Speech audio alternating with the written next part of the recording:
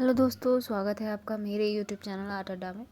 तो मैंने आपसे लास्ट वीडियो में आपसे 2016 के क्वेश्चन पेपर के बारे में चर्चा की थी, तो हम उसी को कंटिन्यू करेंगे आज। तो 2016 का क्वेश्चन पेपर का 21वें क्वेश्चन से हमें स्टार्ट करना है। तो हमारा 21वां क्वेश्चन है, टाइपोग्राफी में दो लाइनों के बीच स्पेस के डिजिटल मैनिपुलेशन को निम्न में से क्या कहा जाता है? तो इसका आंसर है हमारा सेकेंड, लीडिंग। इसमें हम तीन तरह की चीज़ देखते हैं। एक होता है लीडिंग, ठीक है, और एक होता है ट्रैकिंग, एक होता है कैनिंग। तो जो लीडिंग होता है वो लाइन स्पेसिंग का होता है, ठीक है, लाइनों के बीच की स्पेस का, देखो यहाँ पे लिखा हुआ है। और जो ट्रैकिंग होता है वो अक्सर अक्षर के समूह के बीच का स्पेस होता है, और जो जोड़ों के बीच का समूह होता है वो होता है कैनिंग। तो याद रखें इन तीनों चीज़ों को, लीडिंग, कैनिंग और ट्रैकिंग। क्वेश्चन नंबर 22 है हमारा, स्पाइन का अर्थ है। तो जो स्पाइन का अर्थ है वो है पुस्तक की मोटाई। इसका आंसर है थर्ड। बुक बाइंडिंग या जल्द साजी नामक प्रक्रिया में जो वस्तु की मोटाई को तकनीकी भाषा में स्पाइन कहा जाता है, ठीक है।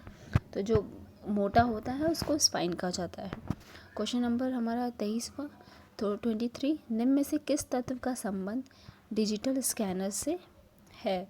तो इसका आंसर है हमारा second, CPU.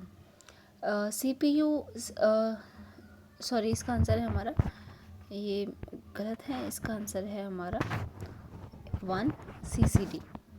CCD charge coupled device, okay, नामक युक्ति है। तो इस डिजिटल से स्कैनर में प्रयोग होता है और इसके संतुलन हेतु इसका इस्तेमाल किया जाता है। क्वेश्चन नंबर 24 है हमारा, प्रिंटिंग और पब्लिशिंग में जब एक सिंगल प्रेस शीट को मोड़कर काटा जाता है तो उसे पृष्ठभागों का जिसे कहा जाता है। तो इसका आंसर है हमारा सेकंड, सिग्नेचर। प्रिंटिंग और पब्लिशिंग में जब उसको सिंगल शीट को मोड़कर काटा जाता है तो उसे सिग्नेचर कहा जाता है। क्वेश्चन नंबर 25 हमारा, पिथोरा चित्रकला किससे संबंधित है? तो जो पिथोरा चित्रकला है वो हमारा 1, राठवा से संबंधित है। गुजरात राज्य में निवास करने वाली राठवा और भील जो जनजाति है, जो मध्य प्रदेश में इस चित्रकला का प्रचलन हुआ, और इसमें अपने आवास की दिवाली पर मानव जीवन में उससे समृद्ध विभिन्न तत्वों का चित्र रूप प्रदान करते हैं। क्वेश्चन नंबर 26 हमारा, निम्नलिखित में से किसने प्रसिद्ध एचिंग द जॉइंट का निर्माण किया? ये क्वेश्चन कई बार पूछा गया है, तो आप ध्यान रखें। इसका आंसर है हमारा थर्ड, फ्रांसीसी गोया। फ्रांसीसी गोया का जन्म 30 मार्च 1746 को हुआ था और 1828 में हुआ था स्पेन में, और ये रोमांसवादी चित्रकार भी हैं, प्रिंट मेकर भी हैं। इनके द्वारा जो कुछ अन्य प्रसिद्ध चित्र बनाए गए हैं वे हैं the third May, the disaster of the war, the cloth मांजा, the colossus, the sleep of the reason, produces masters और द पैरोलोस इत्यादि इनकी कुछ विशेष कृतियाँ हैं।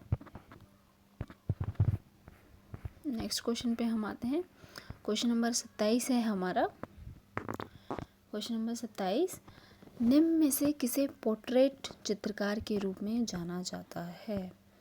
तो इसका आंसर है फोर्थ, फ्रांस हाल्स।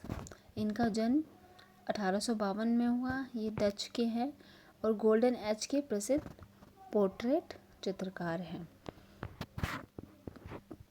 क्वेश्चन नंबर 28, चित्रकारी के विभिन्न कार्य हैं। तो चित्रकारी के विभिन्न कार्य हैं, इसका आंसर है हमारा फोर्थ, उपयुक्त सभी। तो इसके विभिन्न कार्य क्या हैं? स्मृति के लिए दृश्य सहायक के रूप में काम करना, कलाकृति के अध्ययन के रूप में, स्वयं में तैयार कलाकृति के रूप में, ठीक है। नेक्स्ट क्वेश्चन है हमारा 29 क्वेश्चन, निम्नलिखित में से कौन सा छायाश्रय तकनीक नहीं है? तो हमारा आंसर है इसका फोर्थ, एनमेनलिंग, ठीक है। तो इसका आंसर है एनमेनलिंग। उक्त में से एचिंग, क्रॉस हैचिंग और स्टिपलिंग ये जो है ये छायाचित्र तकनीक है, और ये एनिमलिंग है ये नहीं है। तो आप क्वेश्चन को बहुत ध्यान से पढ़ें। कई बार हम जब नहीं पूछा जाता तो हम है का सोचते हैं और हम गलत आंसर पुट करके आ जाते हैं। तो आपको क्वेश्चन के साथ साथ हर चीज़ को बहुत ध्यान से पढ़ना है, बहुत शांति से दिमाग को शांत करके पढ़ें। क्वेश्चन नंबर 30 हमारा, हमज़ानामा को किस चित्र पर चित्रित किया गया है? इसका आंसर है सेकंड, कपड़ा। ठीक है, हमज़ानामा मुग़ल कला की जो चित्रावली थी वो पहला उद्गम ग्रंथ है, और हमज़ानामा की जो लंबाई चौड़ाई है वो 68 इंटू 32 है। ठीक है, 32 सेंटीमीटर है। इस ग्रंथ का चित्रण सूती कपड़े पर किया गया है। इस ग्रंथ के चित्रों के संयोजन में अजंता चित्रकला का प्रभाव परिलक्षित होता है। इसमें कुल 360 कहानियाँ हैं। ठीक है, तो याद रखें इसमें 360 कहानियाँ हैं। 360 कहानियाँ इसमें है। नेक्स्ट क्वेश्चन है 31, निम्नलिखित छापाकार की उम्र के हिसाब से सही क्रम की पहचान करें। तो हमारा आंसर है थर्ड, छापाकार का क्रम है लक्ष्मण गौड़, शैल चोयल, ऋणी धूमल, दात्य आप्टे, इनका सही आंसर है। क्वेश्चन नंबर 32, उनके जन्म के हिसाब से निम्नलिखित छापाकार को कालक्रम अनुसार व्यवस्थित करें। तो इसका आंसर है फोर्थ, रेम्ब्रा गोया, जेम्स ऑन्सर, हेडवर्ड ओपर, इसका सही आंसर है। क्वेश्चन नंबर 33, सिल्क स्क्रीन प्रक्रिया के सही क्रम का चयन करें। इसका आंसर है 1, पहले तेल आधारित छवि, फिर गम अरेबिक, फिर तारपिन, देन और उसके बाद कलरिंग। ये क्वेश्चन बहुत बार रिपीट हुआ है, ये तीनों क्वेश्चन कई बार रिपीट हुए हैं, तो इसको ध्यान से पढ़ें, और हर क्वेश्चन को कई बार पढ़ें ताकि आप उसका आंसर सही ढंग से दे सकें। नेक्स्ट क्वेश्चन पर हम आते हैं 34 question,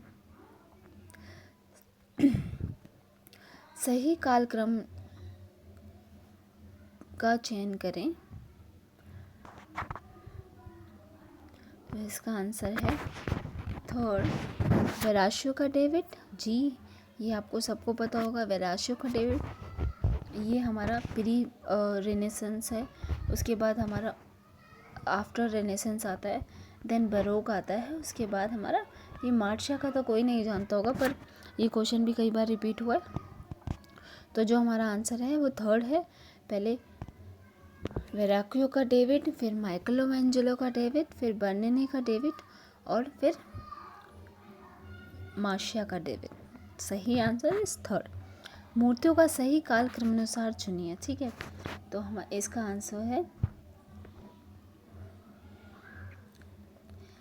A1, to the temple, फिर सांताल फैमिली, फिर रोड मेकर्स, ऑनर वाइसर्स।